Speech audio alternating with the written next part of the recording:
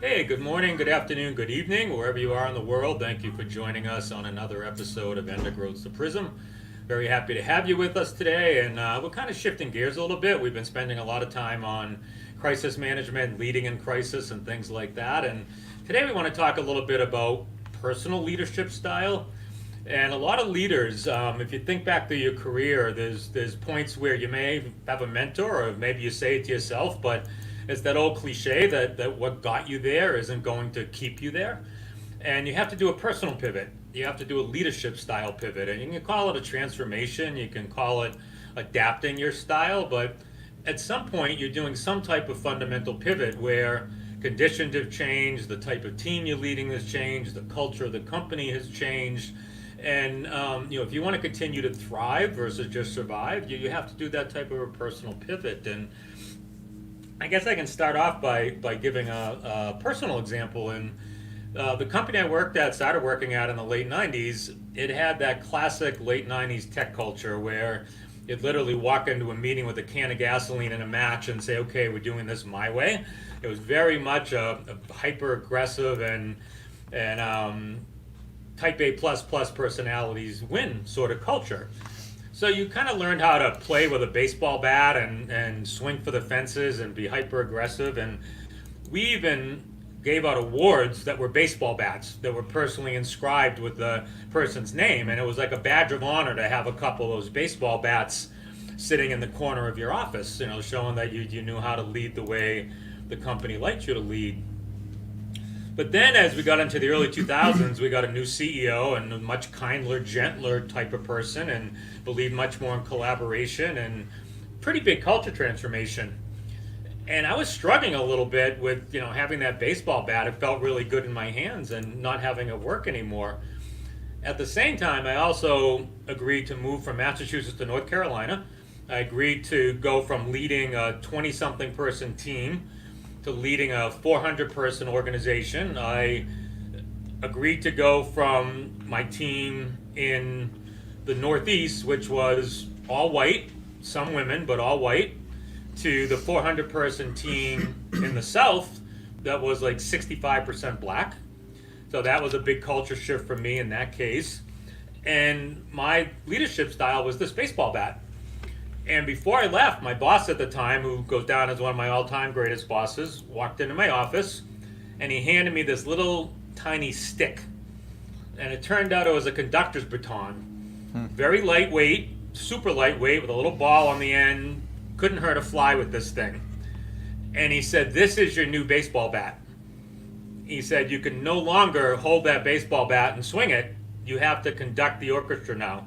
You're no longer a player coach sitting in the front row of the orchestra. You're the conductor. And this is what you need to lead with, is this conductor's baton. That was an epiphany for me in terms of my leadership style. It was a time when I had to go home and really look hard in the mirror. And number one, decide if I was capable of making that pivot. And number two, even if I was capable of meeting the pivot, was I going to be good at it? And how could I get there? How could I transition from that baseball bat to that conductor's baton? It probably took me a good 9 to 12 months after I got down to that new location to figure it all out and to put that baseball bat aside and to just hold that conductor's baton full time. So that was one of my big pivots and one of my big examples of a pivot. So do you guys have anything similar in your past that you want to share? Who starts? You've all been the same way your whole careers? No, not at all. Not at all. I'll give not a personal story, but a story within our company that I actually told this person how proud I was of them this morning, and it's still resonating with me. So we have one of our great people on our teams that's in executive search. They're a recruiter. They really spend most of their time talking to potential candidates, and they just talk all day long, having these conversations. He was struggling with being able to communicate, not through a business acumen, but literally his communication styles. Could he get better and all of that? We talked about 2 months ago about joining Toastmasters and learning how to learn the art of communicating and all that. And he had told me this morning that he had made one of his very first, and this is a young person within our firm, but he had made his first professional pivot this last week, that he had joined Toastmasters and that he had actually given this week his first presentation.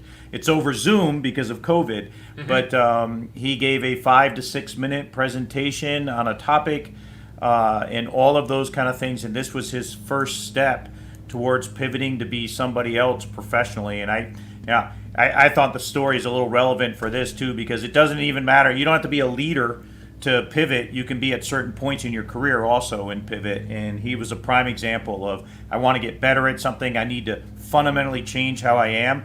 And in his instance, it was communicating. He joined Toastmaster, and he's going to change his life now by being better for it. So pretty proud of our person for that. That's an awesome story. And I think a lot of times it's whether you feel like you've maxed out personally, and you've kind of, like I said, it's what got you here, is it going to keep you here, and you just get to that point. And I think we talk a lot about leadership attributes and owning the room and charisma and all these different things that go into it, but at the end of the day, I personally think one of the most important leadership attributes that make great leaders successful is self-awareness.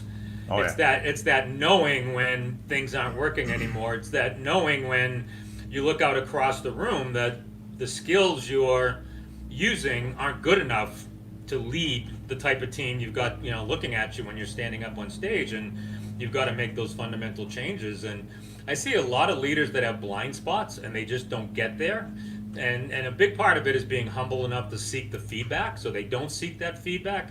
They don't have the ability to go home at night and look in the mirror and evaluate that feedback and learn how to internalize it and do those personal pivots and make that change. And it's so important to have mentors in your life and to have people that can guide you along and dope slap you when you need to be dope slapped, and give you a pat on the back when you need that pat on the back, and just give you some really honest feedback about things you can do better. And I was very, very fortunate to have many of those people in my career to help me along. But I think at some point we're all going to have that turning point where we look at ourselves and say, I need to make some changes if I'm going to keep moving up, or even expand what I'm doing. So your example about the end of growth person going to Toastmaster, it's a great example of doing a personal pivot and trying to expand those skills and be a different type of person. Yeah, you bet. Professionally.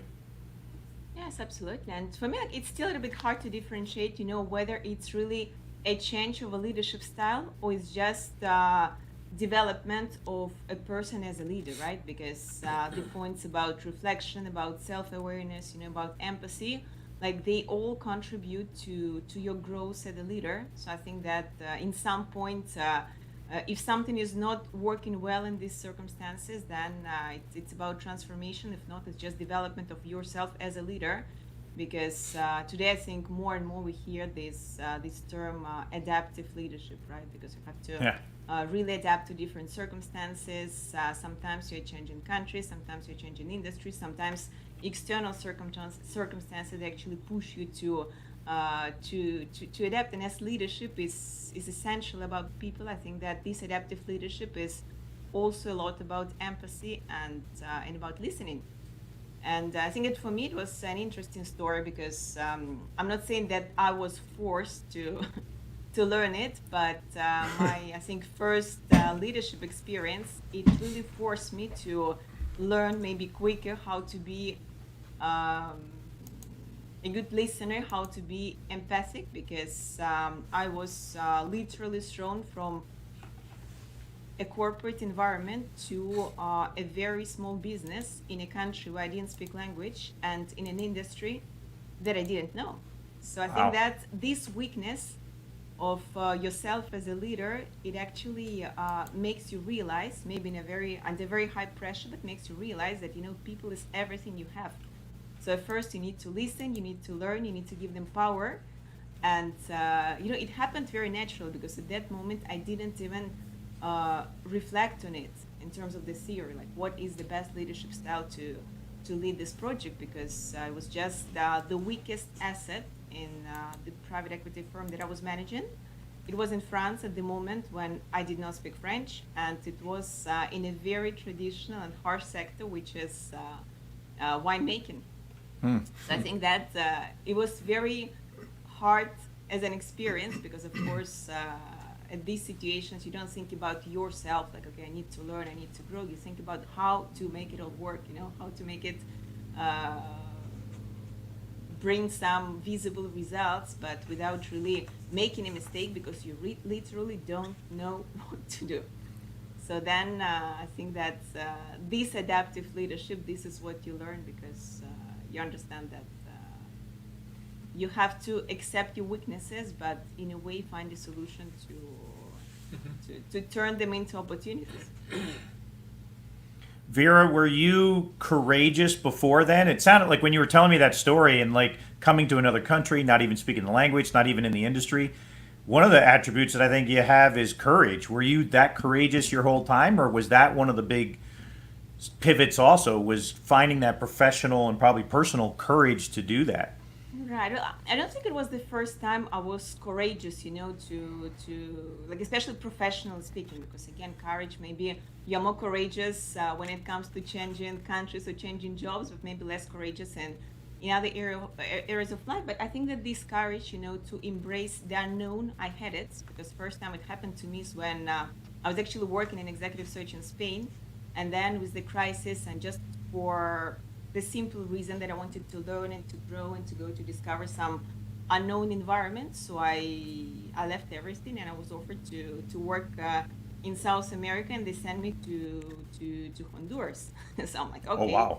I was expecting to go to Brazil and to some really nice country, to learn a culture, and we had a project in Central America. So I went, and again, like, I think courage is something that definitely drives you, but with the time, this aspect of self-awareness and self-confidence, you really have to control it, because when I came in France, the restriction, the main I think handicap I had is that I didn't speak the language. So I think that I was a little bit overconfident when I just moved, saying that, okay, so I've done it, in Kazakhstan and Honduras, so France is okay, it's manageable, and it's not. So I think that again, like this part of empathy and this part of how to say, humility of yourself as a leader, or at that time it was not about the leader, but as a future leader, because of course it was the early stages of the leadership experience. But I'm grateful, because actually circumstances, they in a way they pushed me and guided me towards understanding what really matters, and which are the universal qualities that I would like to preserve in order to learn more and develop some strong constructive approach. But again, I think that in my case, it was not about transforming the style, but actually about shaping the style from the very beginning. It's funny. You used the word empathy a few times, which is so important in leadership, but it's also very much ignored early on. And if you look at corporate America, as you start to move up the ladder, you're rewarded for subject matter expertise, you're rewarded for operational command of the business, you're rewarded for being able to give directions to a team really well and being able to keep things organized, and you're rewarded for execution. But early on, you're rarely rewarded for a lot of the softer skills, empathy being one of them. So what you see happening is if people move up the ladder very quickly, they get rewarded for that expertise, and then they get into position of power, and that positional power kind of shields them from having to make that pivot, where they're not getting that honest feedback they need to get to that next level. And that's when you see bad leaders emerge, when they're put into this bubble and they're protected, and the company basically ignores the weaknesses and ignores the soft skills that this leader doesn't possess, because they're so reliant on that subject matter expertise and what this person does really, really well and what they may be a specialist in. And it creates some really difficult and really bad situations. And I've seen that over and over and over again, where, a leader just gets into such a high position of power and gets so far into their career, the ego just takes over, and there's no way that person's going to pivot. The company either tolerates it, or eventually that person moves on. And more often than not, that company tolerates it, which is a bad thing. Any other examples from anybody? I have an example. However, not as certainly not as glorious as you folks. Because the majority of my career, I've worked for myself. But I would say during the Great Recession was probably the biggest pivot I had to make, which was going from being more of an individual contributor, manager, managing folks, developing a team, what have you, to working on the business and getting out of the business, so to speak. So that was an executive search practice, and as a big producer driving a lot of revenue, it was important. However, it was more important as I listened to mentors. It was more important for me to develop the organization or the staff, but also to really focus on the organizational growth. And that was number one. But number two was also being confident to get out of production, and then presenting. I was never big on presenting. I was never big on sitting in front of a room of people. I can speak to people and clients, but speaking to the whole organization on a quarterly basis or an annual basis, it just wasn't necessarily in my bag of tricks. So learning to do that, getting comfortable with it, and having the humility to realize there was a lot of weaknesses. I think that was the biggest pivot for myself personally, in a leadership capacity. But it was great. It was great. It was great to be able to do that, and certainly I think it's good for any leader to I think for anybody in general, but leaders especially, to get out of the comfort zone, because obviously that's when we grow the most. So keep pulling the thread a little bit, and how did you get to that point? Was it a period of weeks or months of self-discovery where you were evaluating what was working, wasn't working, and you kind of got to a day when you said, hey, I got to change a couple things? How did you get there?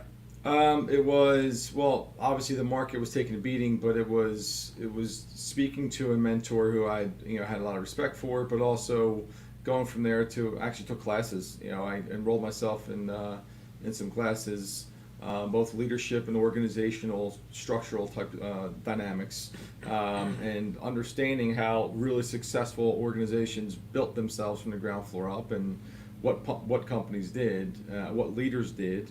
I think was a big aspect of that. And excuse me. And then I just became a student, which for a few years I thought just selling and producing was the most important thing, and I kind of forgot about continually trying to learn. And since then, I've just become a life learner. I love to read. I love to get better at things. But I think then was kind of that aha moment, Mike, of what, there's a lot more. There's a lot more to do than just close a deal or make a sale. And it's all about constantly improving. And I think doing that also, invigorated other people in the organization to do the same. I've always admired people who kind of run their own business, and you see a lot of people, particularly when I've interviewed thousands of people over my career, and in the recruiting business, you've done probably 10,000s of people, and you can ask people what they want to do with their life, what their 5-year plan is, and I was always amazed by how many people said, I want to own my own business someday. Because I'm not sure everybody understands what that means and how difficult it is, and how many personal pivots you have to do just starting your own business, and even how much it could affect your own family life because the number of hours you have to work. And in the beginning, you're CEO, you're COO, you're CFO, you're the accountant, you're the secretary, you're everything. Yep. And I always admired people who took that leap and did it, but I think very few people understand what it takes to get in there and get it done. And so, I'm sure you're looking at big pivots, but I'm sure you've made 100 small pivots in your life, just running your own businesses the way you have. And that's awesome. And so, Jim, I know with you, your career has gone from being part of or leading small teams, and then most recently you had a huge amount of people you were responsible for growth. What some of the pivots you went through mentally and style-wise as you transition into those type of roles? Yeah, when you started this, Mike, I started to reflect. I'm like, well, what's my personal story that I can really talk about today and all of that? And I think probably the biggest one was, so I grew up in my career in the military and special forces. So very small amount of people, very elite, those kind of things. And in the military, being the military with uniforms, sometimes you have symbology, right? So one of the big, most symbolic things that we had was a beret. And it was the color of the beret. We have scarlet red berets, and there's only 300 of them in the entire Department of Defense. There's only 300 of these people at the time that wore this color beret. So you hid behind the aura of this beret because it stood for everything, right? It stood for what it took to get it and all of that. And so for almost 20 years, I was in this small organization with these very particular people wearing the red beret. At a certain point, and I had led successfully at all levels within that environment. At a certain point, though, I did wake up one morning and I looked myself in the mirror and I said, am I a true leader or am I hiding behind this red beret? Have I hid behind my entire life behind this red beret? And there'd be only one way to find out. So I took this huge leap of faith and I took my red beret off, symbolically in reality, and I went to lead an organization outside of Special Forces, Special Operations. And I was in a regular uniform. I was with around people that were not like me, that did not speak the same type of languages anymore, that had completely different cultures. You know, it's very easy to lead high performers like that because they're all assessed, they perform, they're all there for the same thing. Now I was in charge of a larger organization to where people had completely different motives, different career fields, all of those things. But what it allowed me to do was say, I'm completely exposed. And what you have now is not this symbol of somebody, but you just have Jim Hotailing. And now Jim Hotailing is going to have to try to lead or not.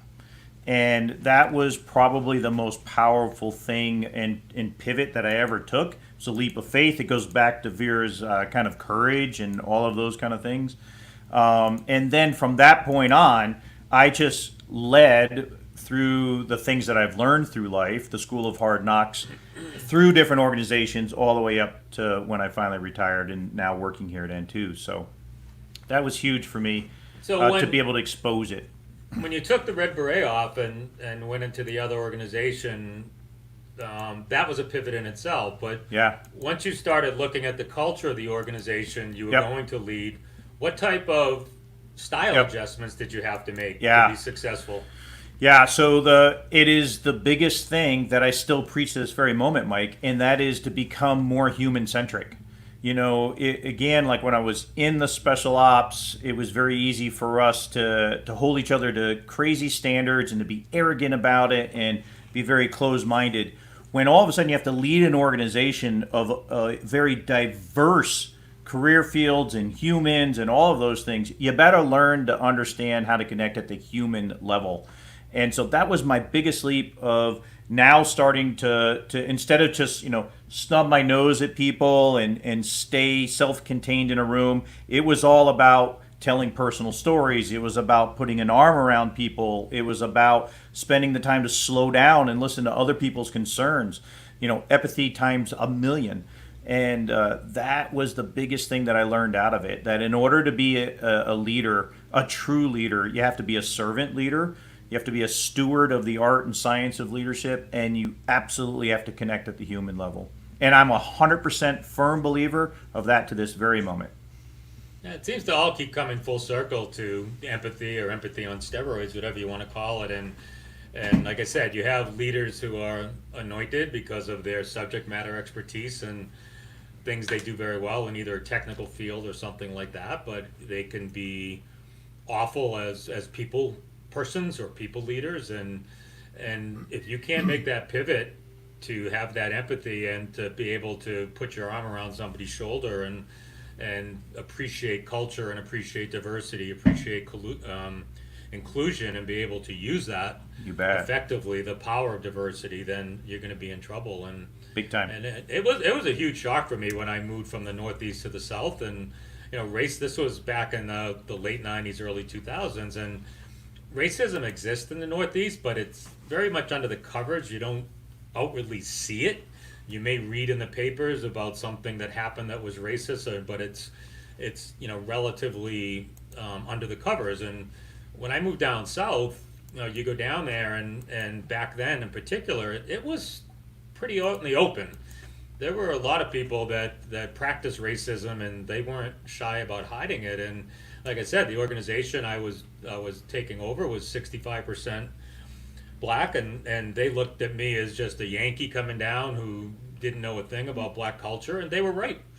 And I had to get very humble very quickly, and I had to find some people that could help me out and teach me what I needed to learn. And I developed some very deep friendships down there that still exist today. And it's just something that if you can't do that, you're not really a leader. You may be put in a position of power, and you may have a position of authority where you dictate and mandate, but you're not really leading people if you can't develop that sense of empathy and appreciation for your workforce and the culture you're leading. I had here's a fun, I know you said let's tell real stories and not analogies, but I got a great analogy for what you just said. I just interviewed a fantastic leader. His name's Dov Baron. Many of you may have heard of him on the podcast, but he's called the Dragonist, Mike. He's called the Dragonist. And the reason he calls himself the Dragonist, and he tries to find other dragons, is for what you just described as yourself. He's like, dragons in all mythologies, no matter what culture, right? They're big, they're powerful, they're intimidating, right? They have this aura about them, and they're always protecting something of value, right? Usually it's the cave filled with gold and all of that, but they're always protecting something.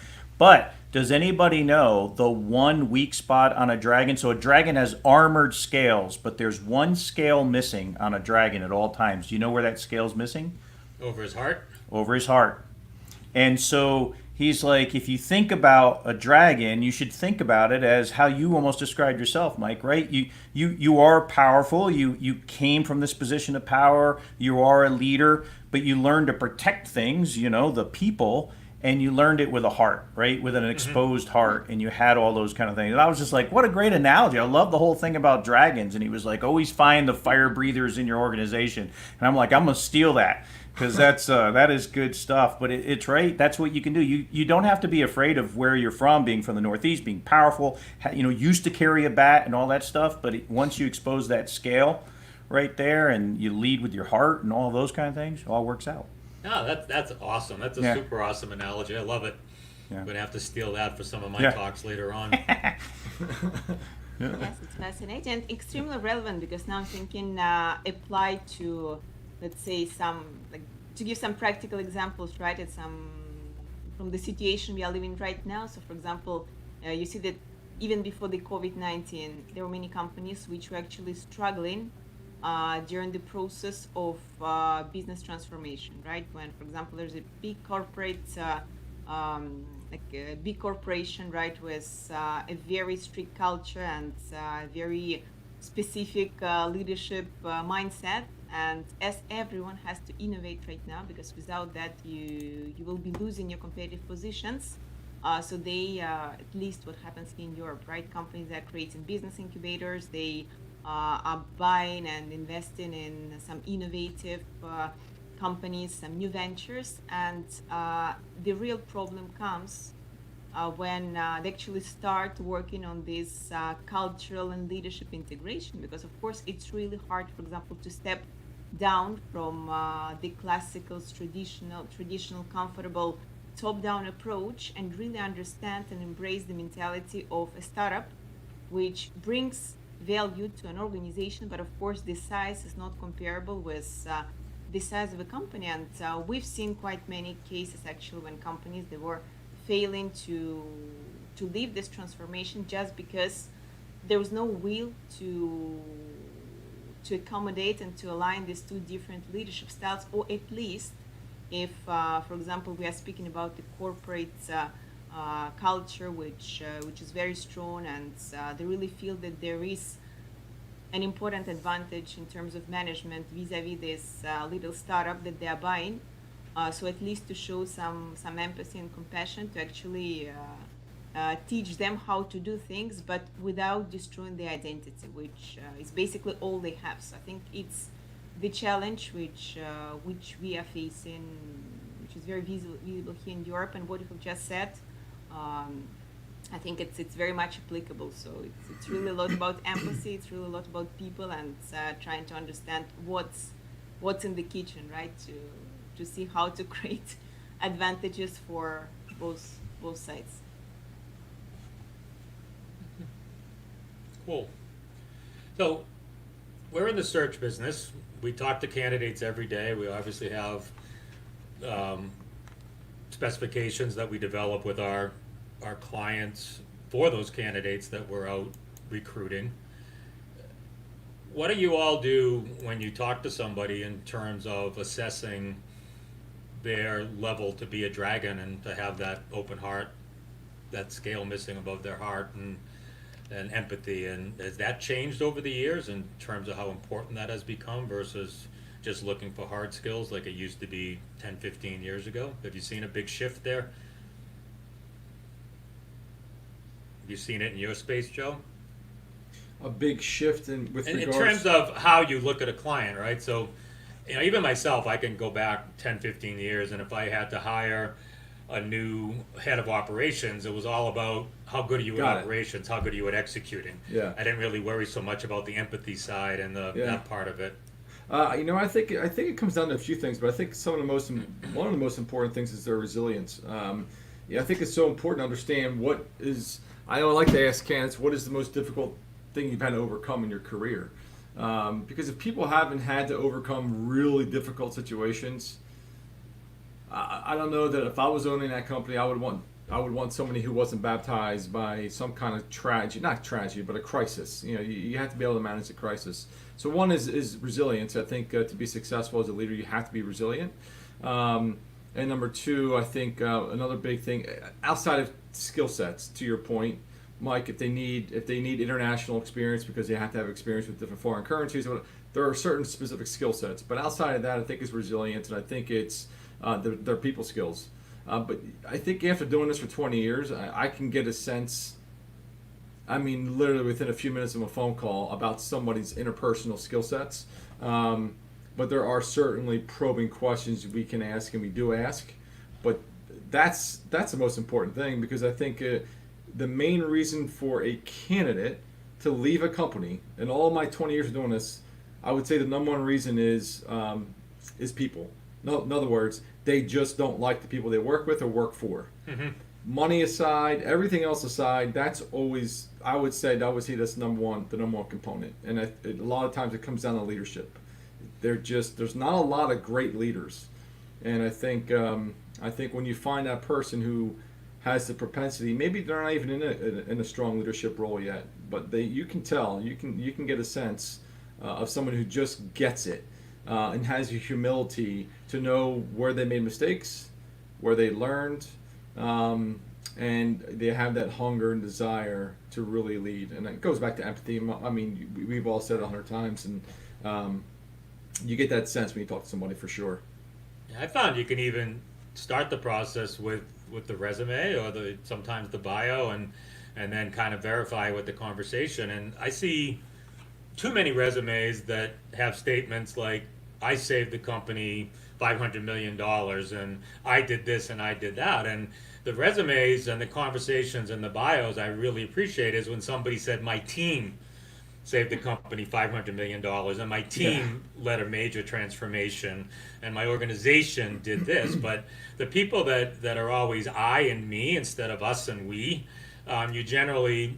you can vet it out conversationally, but if it's multiple times in the resume, I guarantee you're going to start hearing it in the conversation with this person. Absolutely. Likes to take credit for all the work their team does, and instead of giving the team the credit. And the best thing a great leader can say to their leadership, their board of directors, is, when they get thanked for a great accomplishment, it's like, I have a great team. My team makes me look good. If you can say that and be genuine about it, you're a good leader. Absolutely. Wholeheartedly agree. With respect to soft skills, I would say that there's a big shift, but there's also a very big need. Because maybe, again, putting an example of many European cultures, what we see is that there are many limiting criteria. For example, when it comes to executive recruitments and corporate leaders, which actually play in conflict with the diversity concerns that you see on the market. What does it mean? It means that for many companies, the key criteria when it comes to hiring people is, let's say, coming from the top 3 business school and having worked for 5 years in a big 4 organization, which is great. But I think that again, with what we are living right now, with the complexity of the transformation processes within organizations, right? Me, for example, I work a lot and speak a lot with companies in the M&A and private equity space, where you have to transform and develop. It's called kind of adaptive resilience, right? Because each time is something new, and each time you have to really look beyond curriculums, because maybe the team you have today, with their technical skills, their capacity, their experience, they wouldn't be relevant in 5 years, because the company will be transforming, because maybe you will acquire some new businesses, because you need to diversify and decrease your business risk. But at the same time, you have to anticipate your future organizational structure, and you need to give opportunity to those people which work in the organization to develop themselves and to succeed in this constantly changing environment. So what we do here is that we let's say the same way we use models to really objectively assess technical skills, the same we do for soft skills. Because essentially for organizations, in order to especially develop this proactive approach to recruitment and to anticipate how their organizational structure will look like, it's very important to understand what kind of people, what kind of personalities you have in a company, because then with respect to technical skills, it's essentially many of them are transferable and many of them can be learned. But it's something which, again, you see that there's a huge need for that. As headhunters, as executive search consultants, we are struggling to really not struggling, but we are working in this direction. Of course, are struggling to change this collective mentality in the market, but it's true that there are still some companies which, just because of the size, just because of the strengths of their traditional culture, they're having very hard times in changing the mindset and really starting to look out of the box, looking for different skills, looking for different people, as long as they align with the values and the mindset of an organization. Well, that's some great points, and Yeah. I think we talk about pivots again, and we talked about corporate pivots weeks ago, but corporations now have to make pivots on multiple fronts. The COVID-19 is going to create pivots. The Black Lives Matter movement in the United States is going to create pivots. Even how we recover from this economy and at what pace we do it and how we innovate is going to create a lot of pivots around the COVID-19 recovery, as I just said. So companies are going to have to do recruiting in a very different way. They're going to have to do, and it all starts with succession planning. And we talked in the past about companies can't no longer use the term backfilling when they talk about succession planning, because backfilling by definition, you're kind of looking at the incumbent and you're saying what's the best plug and play fit for that person who has that particular job. That doesn't apply anymore. You got to really pull the future forward. You got to start future filling these positions. You got to start predicting what that position is going to require in terms of net new a year from now, 2 years from now, and you got to redefine these roles and transform things, as you said, Vera. And I think it's just going to put a lot of pressure on the HR function to do succession planning in a totally different and unique way, and start calling it future planning, future filling, and changing how those requirements look like, and changing the type of skills you're even looking for. There's still the base requirement. You're still got to be good at the technical aspect of the job. That's the cost of entry, but I think there's going to be a lot of other skills that are going to be required to be successful. Yeah, it's kind of interesting. I took a round the world trip last year, and I talked to senior executives from Northern Europe, from the Iberian Peninsula, Morocco, South Africa, India, here in North America, and to a person, they said it's soft skills that is the number one thing that is required to be successful in leading today. And into the future. So it is an absolute pivot from the old way of thinking and just being skills. Yep, the priority stack has definitely changed, and the word empathy, when I was first getting into leadership and management of teams way back in the I'm dating myself here, but way back in the mid 90s. And, then as that progressed into the 2000s and I started to move higher and higher up the corporate ladder, it wasn't even until the last 5 years maybe that empathy even came into play. And now I think it's probably top three. It's right up there in the top of the list in terms of effective leadership skills. And so the world is adapting, it's changing, the criteria are shifting, and I think it's going to shift even further as we start to look for this next generation of leaders coming in and what's going to be required to be successful. But mentorship too is, it's not a soft skill in terms of a leadership attribute, but the ability to seek out mentorship and the ability to accept that feedback and then do something about it. That whole self-awareness piece I think is critically important, and it's not talked about enough. So there's a lot of aspects there. All right, any other comments?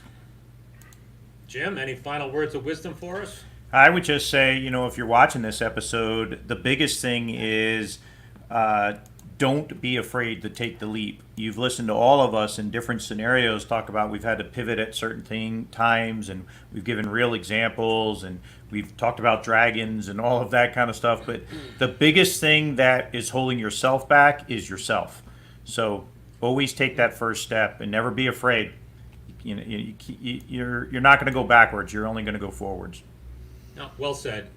So just a couple of notes here. We have two other webcasts on Tuesday and Thursday. The Tuesday's the Elephant in the Room, 11 a.m. Eastern Time, and Thursday's the Director's Chair at 11 a.m. Eastern Time. So please join us. A lot of interesting people and topics. And Jim hosts a podcast, the Iron Sharpens Iron Movement. So please tune into that, and some incredibly interesting episodes there, and some great guest speakers. So a lot of great things happening at End of Growth, and thank you so much for joining us today, and we'll see you next Wednesday. Take care. Be safe. Take care. Thank you, everyone. Bye-bye. Bye.